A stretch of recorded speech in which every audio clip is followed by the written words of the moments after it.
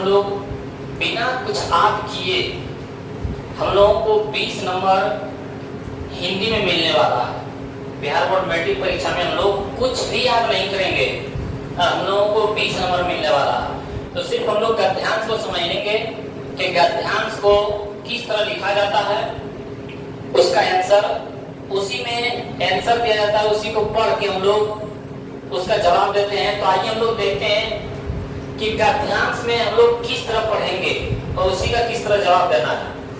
तो बोला जा रहा है कि निम्नलिखित गद्यांशों में से किसी एक गद्यांश को पढ़कर नीचे दिए गए प्रश्नों को उत्तर दें। अब प्रत्येक प्रश्न 2 अंक का होगा। 2 गद्यांश रहता है। कितने गद्यांश रहता है? 2 गद्यांश। एक में क्वेश्चन 1 नंबर जो है इसमें 2 गद्यांश रहता है, ए और बी, या तो को या तो खो।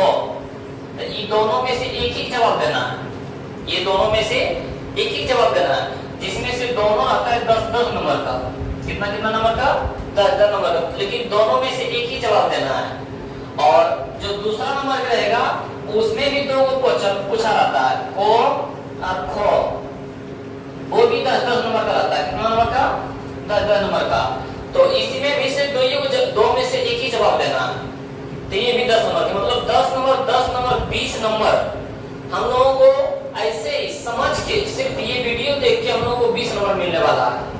तो आइए हम लोग देखते हैं इस वीडियो को और इसमें देखते हैं किस तरह पूछा जाता है। देखिए ये जो को 1 नंबर का है, 1 नंबर का को, इसमें से या तो जवाब दीजिए या तो देखिए ये जो खो है, ये जो खो है आपका, इसमें से जवाब दीजिए। ये दोनों में से एक ही जवाब देना है तो आपको मिलेगा 10 नंबर के। ये दोनों में से जो आपको अच्छा लगे वही दोनों में से एक ही जवाब दीजिए। और फिर आगे देखिए कि ये जो 2 नंबर का है, क्या नंबर का है? ये जो 2 नंबर का है आपका, इसमें से 2 का को में से जवाब दीजिए या तो फिर 2 का खो में जवाब दीजिए। यहाँ पे देखिए खो है, ये खो है ना, 2 के खो में से जवाब दीजिए। इन दोनों में से एक जवाब दीजिए। पहला 1 में से को और खो था, वो दोनों में से एक ही जवाब देना है। और दूसरा जो 2 नंबर के था, दूसरा में से को और खो, उसमें से भी एक ही जवाब देना है, जो 10-10 नंबर का रहता है। 20 नंबर का हम लोग आज बनाने वाले हैं। तो देखते हैं यहाँ पे, आइए इसमें हमारे पास पहला क्वेश्चन है, इसको पहले पढ़िए। बोल रहा है कि अक्रूर का रथ दोपहर में यमुना तट पर पहुंचा। अक्रूर का रथ कहाँ पे पहुंचा? दोपहर में यमुना तट पर पहुंचा। कृष्ण की अनुमति से अक्रूर ने पवित्र यमुना जल में स्नान किया।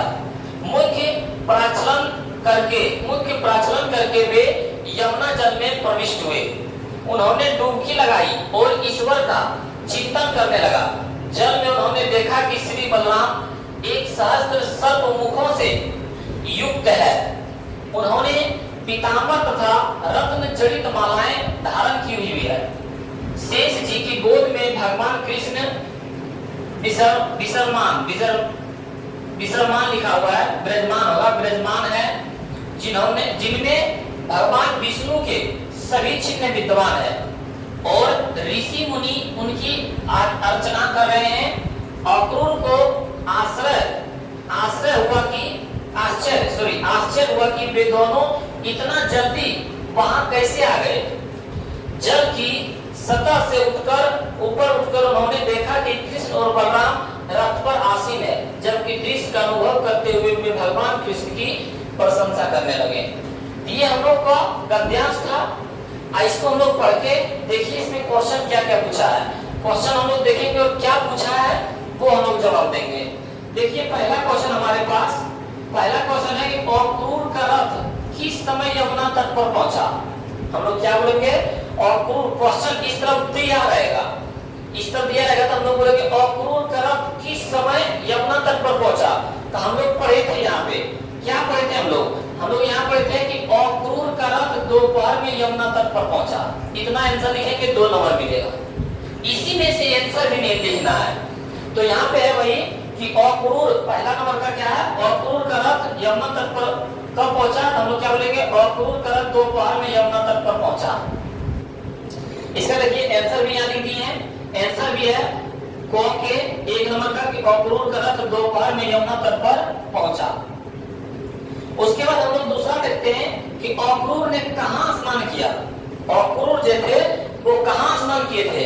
तो हम लोग पढ़ते हैं कि कृष्ण की अनुमति से अक्रूर ने पवित्र यमुना जल में स्नान किया। तो अक्रूर ने कहाँ स्नान किया? तो अक्रूर ने पवित्र यमुना जल में स्नान किया। ये दो क्वेश्चन देंगे, 4 नंबर हम लोग का मिल गया। तो आप ही लोग बताइए कि कुछ याद करने की जरूरत है? नहीं, सिर्फ हम लोग समझेंगे। अब बहुत सा स्टूडेंट नहीं समझ पाता कि अध्यांश क्या होता है, जो कि हम लोग 20 नंबर छोड़ देते हैं। हर एक बिहार बोर्ड एग्जाम में 10-10 नंबर का 2 अध्यांश रहता है 20 नंबर का। तो इसमें 20 नंबर गलती नहीं कीजिए, 20 नंबर अपना मानिए और सिर्फ समझिए, वीडियो देखिए। तो दूसरा नंबर का आंसर क्या हो जाएगा? अक्रूर ने कहाँ स्नान किया? तो अक्रूर ने पवित्र यमुना में स्नान किया। 2 नंबर का आंसर हो जाएगा। और 2 नंबर का देखिए यहाँ भी आंसर दीजिए, अक्रूर ने पवित्र यमुना में स्नान किया। और तीसरा क्वेश्चन है कि जल में अक्रूर ने क्या देखा?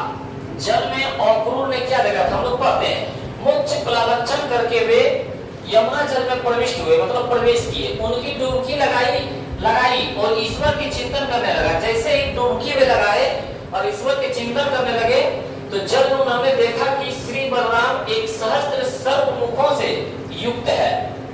तो यहाँ यही बोला है कि जल में अक्रूर ने क्या देखा?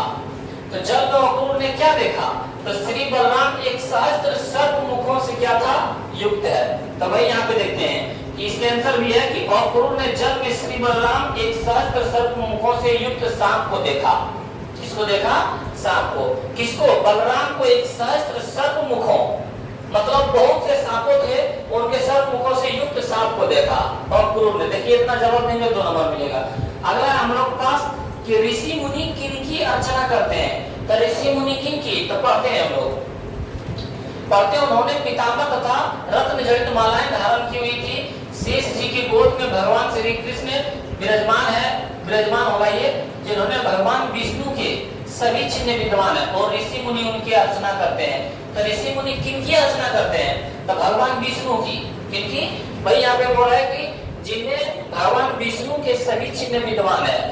तब बोल रहे हैं कि ऋषि मुनि उनकी अर्चना करते हैं। किनकी ऋषि मुनि अर्चना करते हैं? तो भगवान विष्णु की। तो यहाँ पे वही हम लोग बोलेंगे कि ऋषि मुनि लोग भगवान विष्णु की पूजा अर्चना करते हैं। जो हमारा क्वेश्चन नंबर 4 था कि ऋषि मुनि किनकी अर्चना करते हैं? तो ऋषि मुनि लोग भगवान विष्णु की पूजा अर्चना करते हैं। और फिर 5वां नंबर में है कि जल की सतह से ऊपर उठकर अक्रूर जी ने क्या देखा? तो हम लोग चलिए पढ़ते हैं। बोल रहा है फिर कि अक्रूर को आश्चर्य हुआ कि वे दोनों इतना जल्दी वहां कैसे आ गए। जल की सतह से ऊपर उठकर उन्होंने देखा कि कृष्ण और बलराम की रथ पर आसीन है। कृष्ण और बलराम क्या था? रथ पर बैठे थे। जब उन्होंने डुबकी लगाई तो कहां देखे कि सहस्त्र सर्प मुखों से युक्त थे, लेकिन जैसे ही वो बाहर हुए तो देखे कि कृष्ण और बलराम के रथ पर आसीन है। तो वही हम लोग बोलेंगे जल की सतह से ऊपर उठकर अक्रूर ने देखा कि कृष्ण और बलराम रथ पर आसीन है। तो बोलिए आप लोगों का 10 नंबर आसानी से मिल गया कि नहीं? 10 नंबर का 10 नंबर हम लोगों को कोई रोकने वाला नहीं है। तो इसमें से आप लोग बताइए समझेंगे नहीं? और यदि आप लोग समझते हैं तो अपने दोस्तों के पास एक बार जरूर शेयर करें, ताकि आपका दोस्त भी क्या है 20 नंबर का 20 नंबर लाभ उठा सके। और बहुत सी मेहनत से टाइपिंग करते हैं, वीडियो बनाते हैं। तो आप लोग अपने दोस्तों के पास शेयर और लाइक जरूर करें। जो नए स्टूडेंट हैं वो चैनल को सब्सक्राइब कर लें, ताकि इस चैनल के माध्यम से आपको इस तरह का VVI सब्जेक्टिव ऑब्जेक्टिव क्वेश्चन आता रहेगा। तो आप लोग इस तरह क्वेश्चन के जवाब दे सकते हैं। और हम लोग पढ़ते हैं अगले क्वेश्चन। ये 1 नंबर का क था। 1 नंबर का क्या था? आपका ये क था। या तो क का आंसर जवाब दीजिए या तो फिर ख का। इन दोनों में से एक ही। जैसे मान लीजिए कि जो ख है ये हमारा, ये देखिए हमारा ख है। ये कौन है? ख है। इसको हम लोग देख लेते हैं। ये ख नंबर का हम लोग पढ़ते हैं। ख नंबर में देखिए क्या बोला जा रहा है? आतंकवाद पर दिया है कि आतंकवाद एक वैश्विक समस्या है जो मानवता के लिए एक महत्वपूर्ण चुनौती है। इसका मुख्य कारण राजनीतिक स्वार्थ, सत्ता, लोलुपता और धार्मिक कट्टरता है जो आतंकवादियों को उत्पन्न करते हैं। यह एक विचारशीलता की प्रणाली है जिसमें लश्कर-ए-तैयबा और अल-कायदा जैसे संगठन शामिल है। आतंकवादी ने दुनिया भर में घातक प्रभाव छोड़ा है। इसमें सामाजिक होगा, यहाँ पे के साथ सभ्य समाज, आर्थिक संरचना और सामाजिक संगठनों को प्रभावित किया है। आतंकवाद के विरुद्ध लड़ाई में सुरक्षा एजेंसियां विशेषज्ञता विकसित कर रही है, लेकिन यह एक समस्या के रूप में चुनौतीपूर्ण है जिसका समाधान केवल सुरक्षा के उपायों से नहीं हो सकता है। आतंकवाद को रोकने के लिए शारीरिक, सामाजिक और आर्थिक उपाय अपनाने की जरूरत है। हम लोग यहाँ बोलेंगे कि इससे आप क्वेश्चन से आंसर कैसे निकाले, ये हमारे पास तो दे दिया था, अब इससे हम लोग निकालेंगे कैसे। तो यहाँ पे हम लोग पढ़ते हैं पहला क्वेश्चन कि मानवता के लिए महत्वपूर्ण चुनौती क्या है। तो यहाँ देखिए बोल रहा है आतंकवाद एक वैश्विक समस्या है जो मानवता के लिए महत्वपूर्ण चुनौती है। तो मानवता के लिए महत्वपूर्ण चुनौती क्या है? आतंकवाद। आतंकवाद क्या है? मानवता के लिए महत्वपूर्ण चुनौती है, जिसका देखिए आंसर भी लिख दिए हैं कि मानवता के लिए सबसे बड़ी महत्वपूर्ण चुनौती आतंकवाद है। क्या है? आतंकवाद है। इस तरह हम लोग खाली आंसर लिख देंगे, हम लोग का 10 नंबर के 10 नंबर मिलेगा। और फिर दूसरा देखते हैं कि आतंकवादियों के उत्पन्न होने का क्या कारण है। तो बोला इसका मुख्य कारण राजनीतिक स्वार्थ, सत्ता, लोलुपता और धार्मिक कट्टरता है। तो इसका मुख्य कारण क्या है?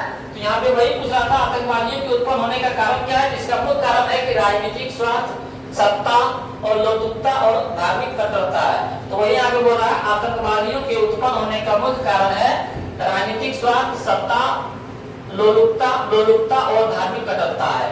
और अगला क्वेश्चन देखते हैं, गद्यांश में उल्लेखनीय आतंकवादी संगठनों के नाम लिखें। कि जो गद्यांश हम लोग पढ़े हैं तो उसमें आतंकवादी संगठन के नाम क्या है।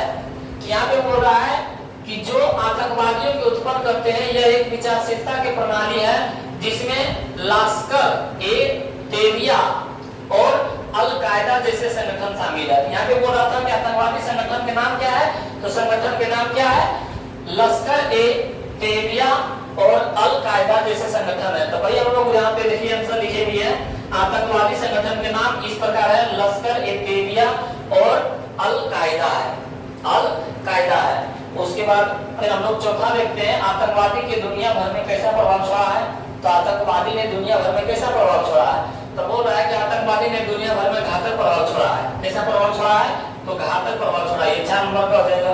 तो हम लोग को देखिए 4 नंबर में आंसर लिखे आतंकवादियों ने दुनिया भर में घातक प्रभाव छोड़ा है। ये 4 नंबर का हो जाएगा। 5वां नंबर देखते हैं, आतंकवादी को रोकने के लिए कैसा उपाय अपनाने चाहिए। राजनीति को अपनाने के लिए कैसा उपाय अपनाना चाहिए। तो वही बोला इसमें सामरिक और नागरिक लक्ष्य को साथ साथ सभ्य समाज, आर्थिक संरचना और सामरिक संगठनों को प्रभाव किया जाए। आतंकवादी के विरुद्ध लड़ाई में सुरक्षा एजेंसी विशेषज्ञ विकसित कर रही है, लेकिन यह एक समस्या के रूप में चुनौतीपूर्ण है जिसका समाधान केवल सुरक्षा के उपायों से नहीं हो सकता है। आतंकवादी को रोकने के लिए, यहाँ पे देखिए क्वेश्चन था, आतंकवाद को रोकने के लिए कैसा उपाय अपनाने के लिए जरूरत है। आतंकवाद को रोकने के लिए यहाँ पे देखिए बोला था रोकने के लिए सामरिक, सामाजिक और आर्थिक उपाय अपनाने की जरूरत है, जिसमें हम देखिए आंसर भी लिख दिए हैं। आतंकवाद को रोकने के लिए सामरिक, सामाजिक और आर्थिक उपाय अपनाने की जरूरत है। तो आप लोग जो ये 2 क्वेश्चन जवाब दिए हैं जो हम बताए हैं अभी, ये दोनों में से आप लोगों को एक ही को जवाब देना है। वहां पे देखिए यहाँ पे शुरुआती में ही कुछ बता रहा था, यहाँ क्वेश्चन ही बोल रहा था शुरू में कि निम्नलिखित गद्यांशों में से किसी एक गद्यांश को पढ़ें और नीचे दिए गए प्रश्नों को उत्तर दें। कि इसमें 1 नंबर का क भी था और ख भी था, इसमें से दोनों में से एक ही जवाब देना है। हम दोनों बता दिए हैं, लेकिन आप लोगों को बिहार बोर्ड एग्जाम में दोनों में से एक ही जवाब देना है। आपको 10 नंबर मिल जाएगा, दोनों में से एक ही जवाब देना है। और फिर हम लोग चलते हैं 2 नंबर का। अब कितना नंबर चलते हैं? ये 2 नंबर का जो आप लोग देख रहे हैं, तो इसमें से हम लोग का क्या है, इसमें से भी हम लोगों को एक ही जवाब देना है। ये 2 नंबर में भी क्या है, 2 नंबर में भी क और ख है। 2 नंबर में भी क्या है, हमारे पास क है और ख है। तो 2 नंबर में भी 10-10 नंबर का 2 को है, लेकिन देना है एक ही को जवाब। तो 1 नंबर में एक जवाब दे दिए तो 10 को मिल गया 10 नंबर का, और 2 नंबर में भी एक जवाब दे देंगे तो 10 नंबर का मिल जाएगा। तो आइए हम लोग जवाब देने की कोशिश करते हैं, पढ़ते हैं। बोल रहा है कि हम जीवन में सुख समृद्धि के साथ ज्ञान, शांति और कीर्ति भी चाहते हैं। ये चीजें तभी मिल सकती है जब हम इनको पाने के लिए अपने समय के एक क्षण को बहुमूल्य मानकर उसका सदुपयोग करें तथा निरंतर परिश्रम करते रहें। और यह तभी संभव होगा जब हम अपने समय को सही विभाजन और नियोजन कर लें। क्योंकि समय सीमित है और करने के लिए काम अनंत है। जो काम आवश्यकता और महत्व की दृष्टि से पहले पूरे करने के हैं उन्हें प्राथमिकता देनी हो चाहिए। सभी कामों की सफलता पूरा करने के लिए अच्छा स्वास्थ्य और प्रबल इच्छा शक्ति होनी चाहिए। अतएव जहाँ एक और हमें अपने स्वास्थ्य के प्रति सजगता बरतनी चाहिए, वहीं अपनी संकल्प भी ऊंचा बनाए रखना चाहिए।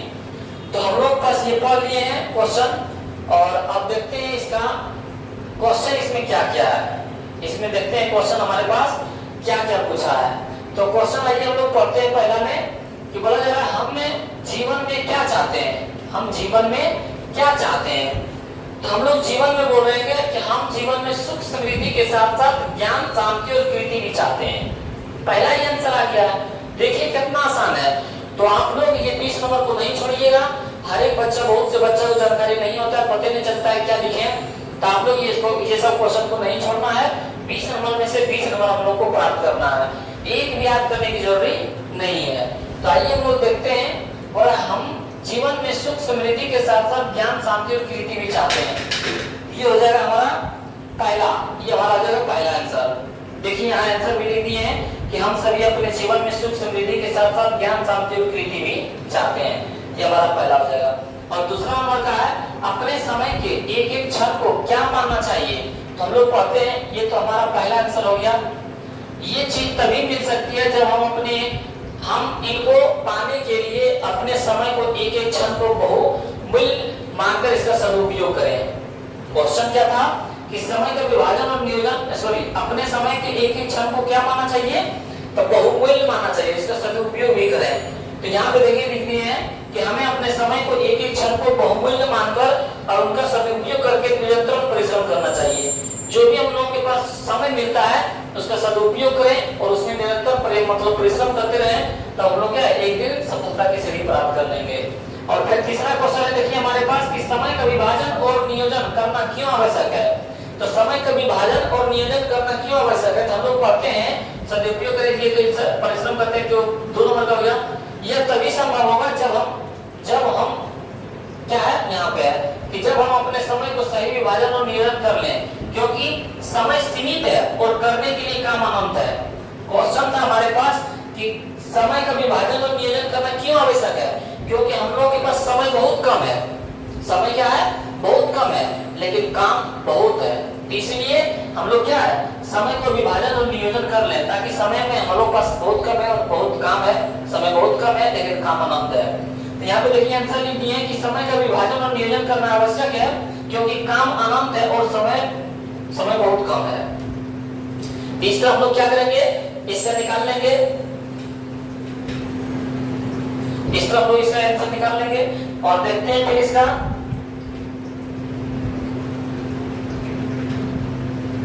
अगला क्वेश्चन देखते हैं इसका कि किस तरह के कामों का प्राथमिक देना चाहिए, किस तरह के कामों को प्राथमिक देना चाहिए।